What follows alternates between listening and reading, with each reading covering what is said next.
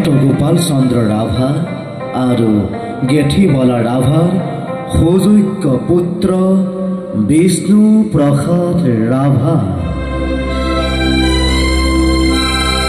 নিপীড়িত নিষ্পেষিত জনতাৰ মুক্তিৰ হকে অৱতীৰ্ণ হোৱাৰ উপৰিও পৈতৃক সম্পত্তি 2500 বিঘা জমি, দুখীয়া নিচলা আৰু বিভিন্ন অনুষ্ঠান প্ৰতিষ্ঠানক দান দিয়াৰ লগতে নিজৰ উপাৰ্জিত সমস্ত সম্পত্তি দান দি নিজকে দৰিদ্ৰ সজাবলৈ কুণ্ঠাবোধ নকৰা জনতাৰ মন দাপোনত জিলিকি থকা সংগ্ৰামী শিল্পী বিষ্ণু প্ৰসাদ ৰাভা।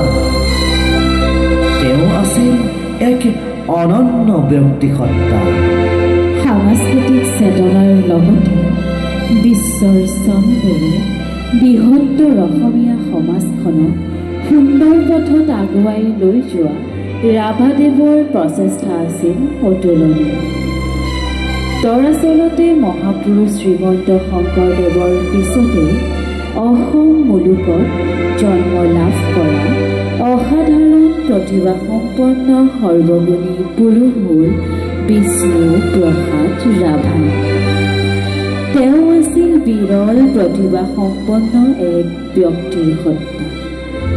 বাগ্মিতাৰে অসমীয়া ভাষাৰ সুমধুৰ শব্দবোৰ সিঁচৰিত কৰি কবিতা আৰু গীতৰ ভাষাত শক্তিশালী ৰূপ দিয়া মানুহজনী হ'ল বিষ্ণু প্ৰসাদ ৰাভা।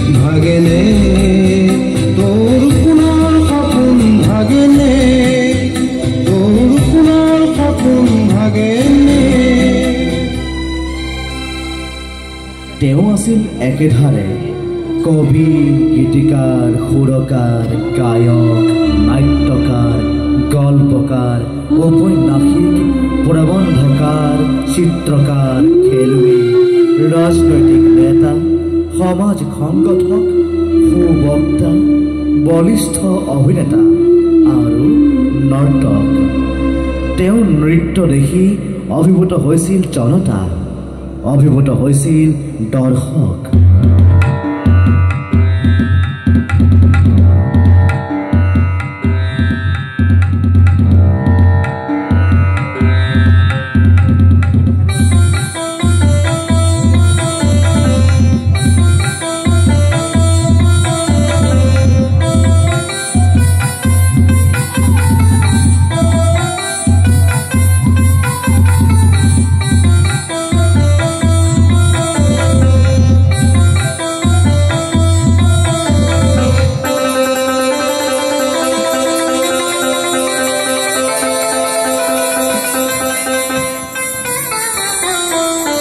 ৰাভাদেৱৰ এই নৃত্য দেখি কাশী হিন্দু বিশ্ববিদ্যালয়ৰ উপাচাৰ্য দাৰ্শনিক পণ্ডিত সৰ্বপল্লী ৰাধাকৃষ্ণনে ৰাভাদেৱক কলাগুৰু উপাধিৰে বিভূষিত কৰিছিল। আৰু তেতিয়াৰ পৰাই বিষ্ণু ৰাভা হ'ল কলাগুৰু বিষ্ণুপ্ৰসাদ ৰাভা। সকলো মানুহৰ জীৱনলৈ সুখ দুখ অহাৰ দৰে ৰাভাদেৱৰ জীৱনলৈও আহিল এক বব নোৱাৰা দুখৰ বোজা। বিষ্ণুপ্ৰসাদ ৰাভাৰ দৰে অধিক আত্মবিশ্বাসী আৰু সাহসী মানুহজনো ভাগি পৰিছিল তেতিয়া, যেতিয়া প্ৰিয়বালা দেৱীক চিৰদিনৰ বাবে হেৰুৱাবলগীয়া হৈছিল।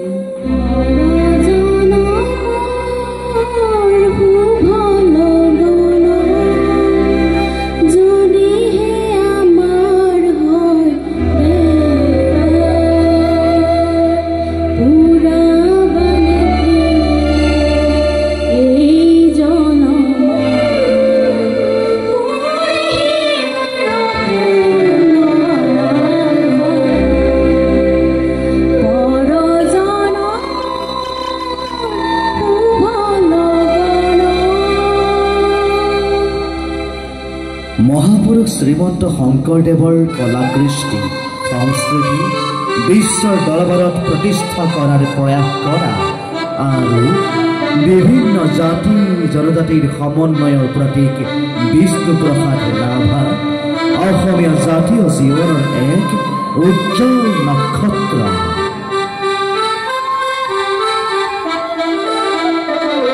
বৰেণ্য শিল্পীজনৰ ৰচনাৰ আজিয়ে অসমীয়া সাহিত্য সংস্কৃতিক আজিও জীপাল কৰি ৰাখিছে। সুন্দৰৰ পূজাৰীয়েহে জাতীয় চেতনাৰ ঢৌ নমাই আনিব পাৰে। ৰাভাদেৱে অসমৰ সাংস্কৃতিক সম্পদসমূহৰ উল্লেখনেৰে ৰচিছিল সেই মহান কালজয়ী চেতনাৰ গীত সুৰৰে দেউলৰে। হয়, সুৰ যে অবিনাশী, সুৰ যে সুধামৃত। সুৰৰে দেউলৰে ৰূপৰে শিকলি ভাঙি দিলি খুলি দুৱাৰ সোণালী পূজাৰী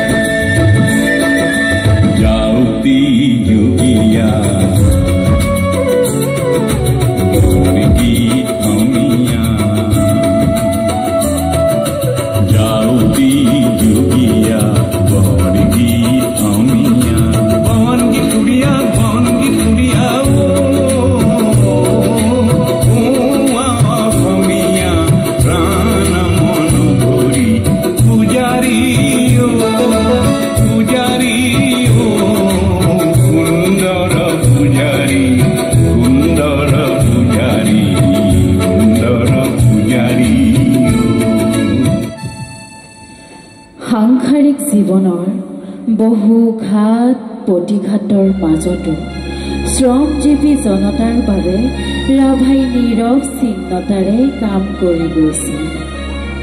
অসমৰ ইমূৰৰ পৰা সিমূৰলৈ প্ৰতিনিয়ত বিপ্লৱৰ নিচা নুৰুৱাইছে। সহজ সৰল মানুহৰ উৰ্বৰ পথাৰখনত সৃজনশীলতাৰ গান গাই বিপ্লৱৰ ধ্বজা উৰুৱাই শ্ৰমজীৱী জনতাৰ মুখত এমুকুৰা হাঁহি বিৰিঙাবলৈ ৰাভাদেৱে সপোন দেখিছিল আৰু জীৱনৰ অন্তিম ক্ষণলৈ চেষ্টা অব্যাহত ৰাখিছিল। তেখেতৰ জীৱনৰ অন্তিম অমৰ সৃষ্টি আছিল